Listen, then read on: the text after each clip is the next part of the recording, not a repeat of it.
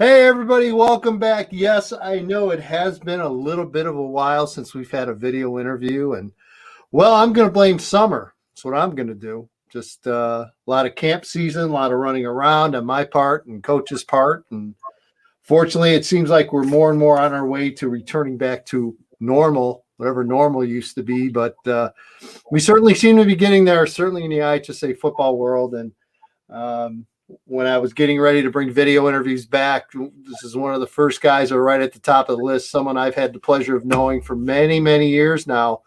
I won't tell you how many because we're going to be aging ourselves, but I've known this gentleman for a long time, a terrific coach, a terrific mentor, and I know he's the dean of students over at HF, and he is now the head coach of your HF Vikings. He is Terrell Alexander. And my friend, first of all, congratulations. I know that is a premier job. Is that kind of one of the destination jobs in your mind that when your career started, you looked at it? I mean, I know your connections are very, very deep to HF and kind of a destination deal for you.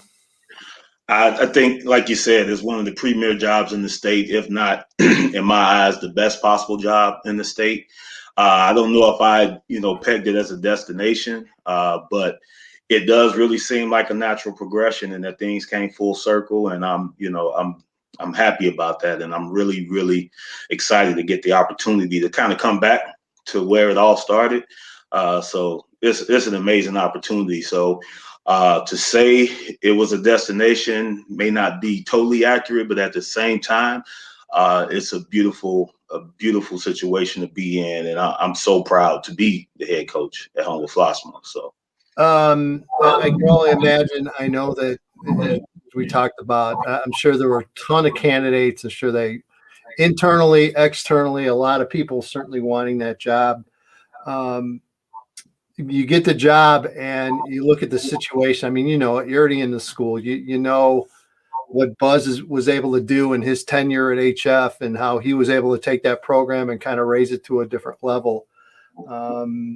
So I'm sure you got asked this in the interview, but what are you looking at, or maybe you're in your plans to certainly keep the program where it's at and then even take it to a higher level? Kind of what's your game plan going into it?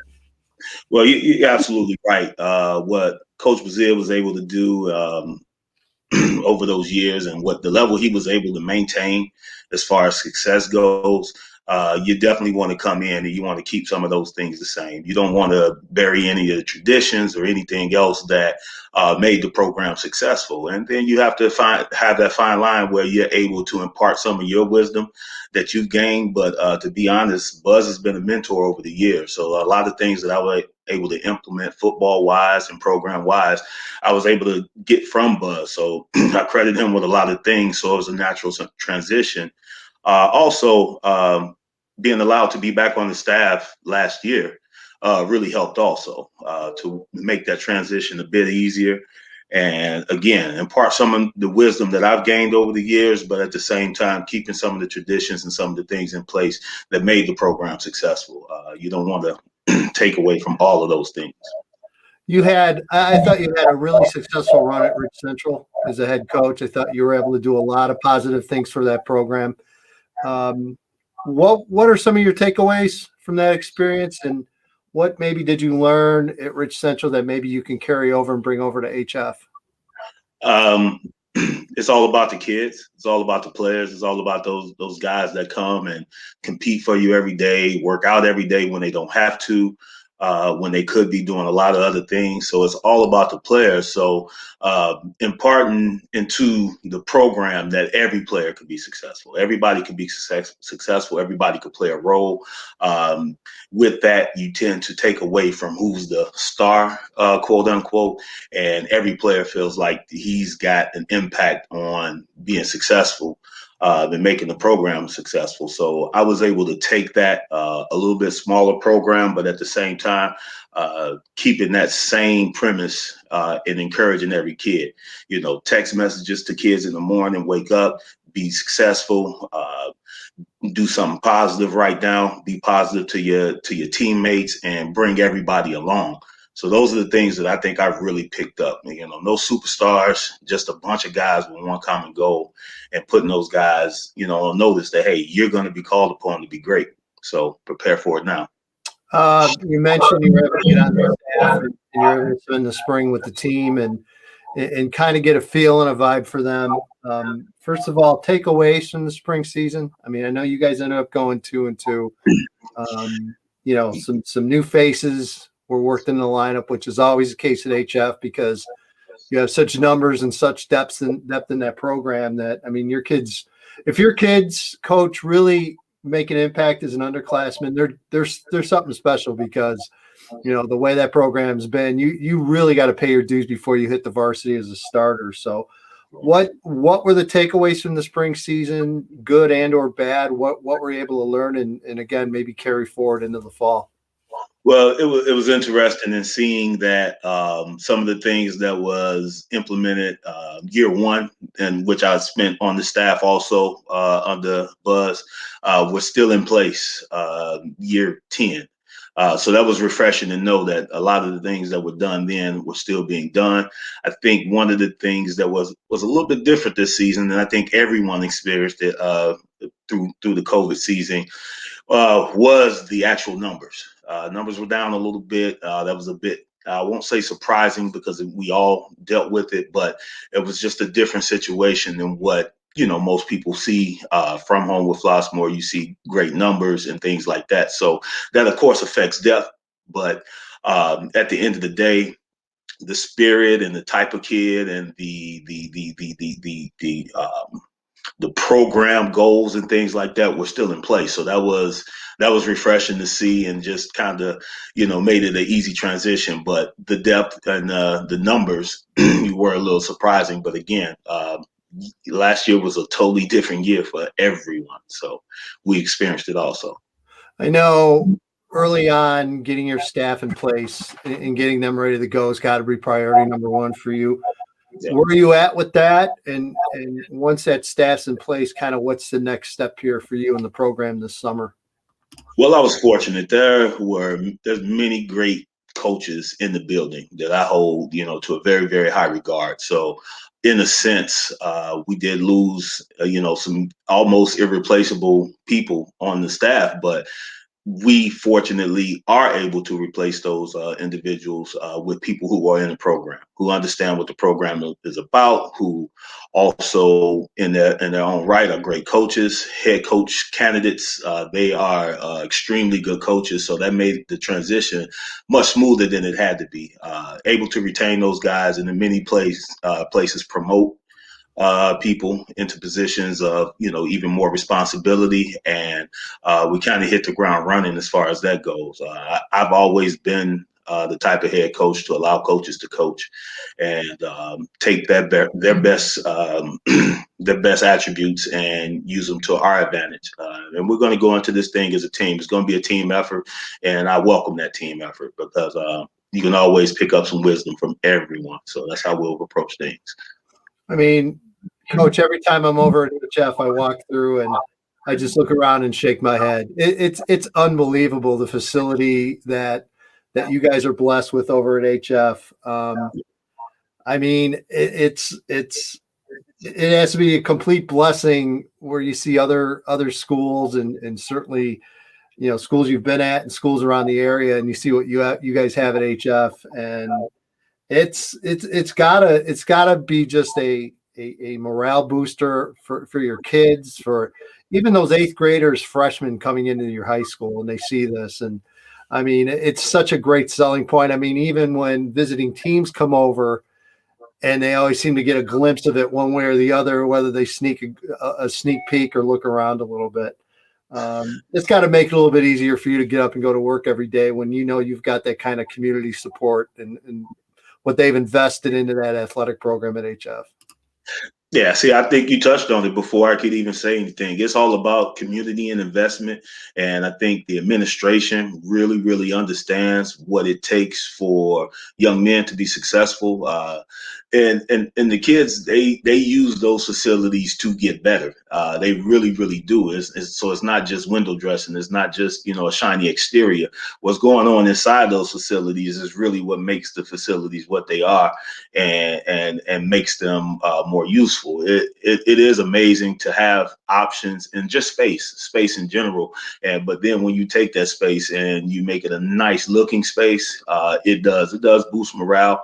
But more so than anything, using it the right way and using it to get better. And the kids really, they're in it. And I don't know if they realize, I mean, they probably even go on some, college visits in some cases and see that, man, we've got that, or our space is bigger than that, than what they have. And they're a little taken aback by that and a little surprised, but at the same time, what they do within that space really, really defines what it is. But it's amazing. The administration has done a great job, and not just getting it, but maintaining it also. Because again, when you have something nice, you have to take care of it. Yeah, no doubt. And you talked about numbers earlier, how the numbers were down a bit in the spring for football. And again, you said it, and I think everyone's numbers were down. And if they weren't down, they're lying to you. But when you look at the success of HF over the many years, and yes, there's always been numbers, and there's always been numbers for football. But what I think has also been unique at HF is you look at a lot of the standouts over the years in that program, and they've been multiple sport kids. I mean, I go back to Supo Sani and Russ Ellington and Mike Buchanan. You go up and down the line, and those impact players are those multi-sport kids. How important is that for you to touch base with those other sports and kind of let them know, hey, you know what? And really, Coach, in some ways, the whole COVID deal really forced everyone to kind of come together when it came to your kids. And is that something that you've kind of wanted to carry over as well?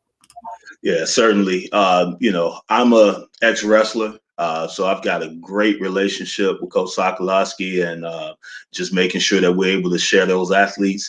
COVID did create a situation where you had a lot more overlap than what you've had in the past, but it's all about relationships. So also with Coach BB and the track team, we've had some great conversations on how we're going to get things melded and come together. So I think everyone is excited about the opportunity to share these athletes. And like you said, I was there for quite some time and watched the multiple sports athlete, watch them thrive, and they've thrived, and the programs have thrived. So it could definitely be done, and it doesn't take as much effort, but it does take communication. So I encourage those young men, play another sport.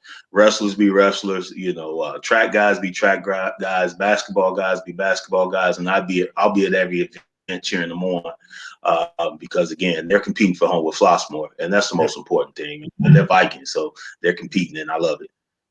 As far as the team aspect is concerned this summer, you've got 20 contact days. Kind of what's the plan? It seems like a lot of teams have kind of pointed more towards early July to really get going with stuff. How are you kind of dealing with it right now? Yeah, that's exactly what we'll do. We'll spend July doing the bulk of our work. Early June right now, kind of walk through classroom type things, because of course there are some things that got to be implemented that are a bit different. So we've got to do some explaining as far as that, get some guys in the classroom, getting them understanding. But a bulk of our work will be in July. We will try to get with a team or two, do some 7-on-7. Because I do feel like that's needed, to be able to evaluate and see, guys compete and things like that. But we'll spend July doing the bulk of our work, and that'll be the time will tell as far as how we're developing. We'll be able to evaluate week to week and see where we are and see how fast we need to go, if we need to step on the gas or if we need to pull back a little bit, and give some guys some time to simplify some things in their mind. But as long as we're able to play fast, I think July is going to be a great time period for us. This is going back to when you were head coach at Rich Central, and even before then. You've always spent a lot of time with recruiting when it comes to your kids. You're very hands-on. I mean, you're terrific when it comes to getting hold of your kids and trying to promote your kids. I mean, first of all, how much time do you spend? It's got to be a lot, because you're always involved in trying to promote those kids. And at what stage do you really kind of express to them that, hey, you know what, if you play your cards right and you keep doing what you're doing, you got a chance to play in college? And how big of a part of that has that been for you right now with this job? Because you see how crazy recruiting's been, Yeah. and trying to identify, first of all, trying to identify who those kids might be, and then just mention the demands of just trying to manage it, recruiting and trying to promote your kids. It takes a lot of time. Take some time. So, the first thing is I kind of start small. And I don't mean small from in an insulting type of way, but I've always communicated with the Division III coaches and had great relationships with those guys, because at the very end of the day, if a kid can come in and he can play 4 years of high school ball and he can take care of his grades and he's dedicated throughout that time, then he should have an opportunity to play at the next level if that's what he really wants. But the next step really comes with educating the parents and the kid and letting them know, because most kids or parents, they see football on TV. So they see the large crowds, they see the large stadiums, and they see the glitz and the glamour, but they don't, they have to have some time understanding that you may be able to play ball. If that's your very desire, you may be able to play ball at the next level, but it may not look like that. So you got to emphasize that, and you start small. And then from there, I think the coaches do a great job of helping identify who may be that next kid that can go to that next level and maybe play a division up, or maybe play a division up after that. And like I said, like I always say, Power Five guys generally they kind of walk into your building. And you can kind of tell from the beginning that, okay, this may be a dude, but outside of that, the divisions underneath that, and the players that maybe don't go play in the Power Five conference, they kind of come out of their building through hard work, of course, with grades, and then with some information building and talking with parents and being able to go back and forth with parents about those type of things and having them understand. And so then I spend the extra time, I've been to your camps and things like that, getting the kids. And exposure to me isn't necessarily getting the kids in front of people, but getting the kids to see what's out there and see how hard other people are working to make sure they match that effort. So that's kind of how we keep recruiting. But the number one thing with recruiting is work hard for your high school and let those things take care of themselves, and let coaches help you. Yeah, no doubt about it. And again, and people might not realize how much work you put into that. You do a lot of work on behalf of your kids, and I know that'll continue at HF. Last time I looked, you're in a pretty good conference. There's really no off weeks in your schedule. I mean, I'm taking a look at your schedule for the fall. I see you guys opening at home against TF North. Yep. We know I'm a Meteor, so that's a loss. I don't know what you're doing scheduling a week one loss, but yeah, I had to get that out of the way, so I feel better. Yeah. Interesting game week 2 on the road on a Saturday at Cahokia. Yeah. That'll be fun. Yeah. Load the kids up in the bus and take that, probably 5-6 hour bus ride down south. Yeah. It'll be fun. We, logistically, we'll make sure we get it done the right way. A few things that you got to, settle and make sure that you take care of as far as the day before. That's going to be super important. That way, the ride doesn't affect us negatively. The kids will be focused. That's the one thing. But Cahokia is a great program. Yeah. And I've seen them for years. Of course, following them in 5A. A ton of respect for those coaches in that program and what they do. Also, a ton of respect for TF North. I've had the opportunity to be around here for quite some time. So knowing the area and like you mentioned, the conference is tremendous, and even from just knowing those head coaches personally and the amount of work that they put in and the level of respect that they demand is good to know, but it just fuels you to work very hard. The one thing I always found interesting with HF and being in the Southwest Suburban Blue, who's your rival? I mean, I'd ask the kids. I'd ask kids, and I get different answers all the time. I mean, everyone points to Lincoln Way East because that has been a huge game for years now, if you look at it. Yet there seems to be a natural rivalry as well with like Bolingbrook, and you look at both schools, and I obviously people are aware of the Alec Anderson connection, and I know that Memorial game is played every year. But even before then, and you look at both schools and you think, what do they have? They really don't have a whole lot in common. I mean, they're pretty far apart, but who is HF's rival? I wouldn't say that there's an exact rival. I would say that the Yeah. conference is a rival, and I think that's the way the conference is aligned. There's so many good teams. When I left here 10 years ago, Lockport wasn't. They had just won a couple of state championships, so the entire conference is they're Yeah. rivals. So and I think that's common throughout the conference, not just HF to the others, but common throughout the conference. Everybody gets up every week to play everybody. So it's not just one game that you circle. I think there's one big circle around the schedule, and you say we got to go in, we got to be focused, for the next 9 weeks, regardless. Even you got your non-conference, but you got to be focused every week, and that's what comes along with being in a great conference. So. Before I cut you again, I appreciate you taking time in the middle of your summer to do this.